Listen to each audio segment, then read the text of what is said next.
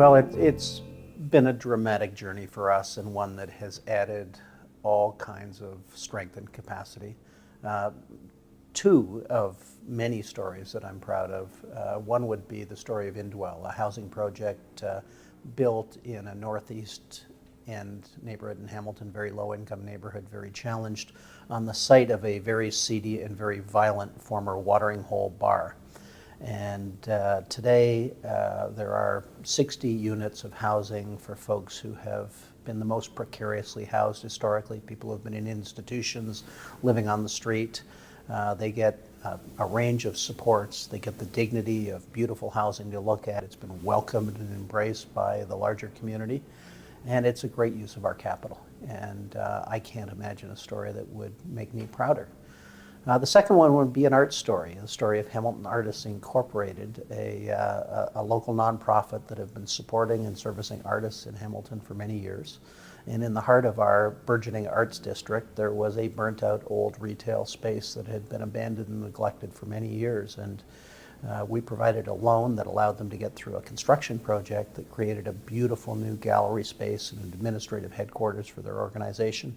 Loan's been repaid in full, the street has been improved, the capacity of the artists have been enhanced, and ultimately we feel really good about that use of capital and about that partnership and the contribution it's made to Hamilton. I think it's a journey of understanding that traditionally we've seen our businesses as very much compartmentalized, and we think that's an artificial separation and one that doesn't lever the maximum contribution that we can make.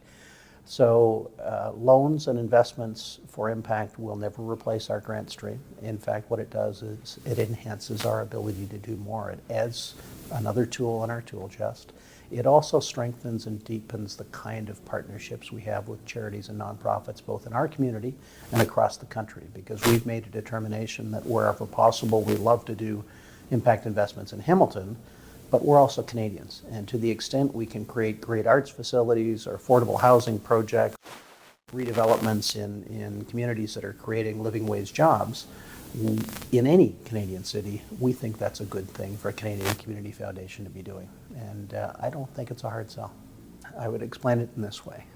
And it's a line that my finance vice president, and Ed Aquin, uses very well, and that is that every investment we make has an impact. But historically, we've often not known what that impact is. And there are lots of things that we invest in the public markets that may or may not make a contribution to social good. When we invest consciously and intentionally for impact, we know for sure not only that we've got a likelihood of a good financial return that will continue to build our asset base, but we also know that it's going to improve the environment, enrich the arts, strengthen affordability of housing, and build a stronger community. And at the end of the day, that sounds to me like a virtuous circle, and it's aligning our assets with our mission, which is really what a community foundation should be all about. You know, I think expansively about the fact that within our stewardship and our charge, we have about $5 billion in assets.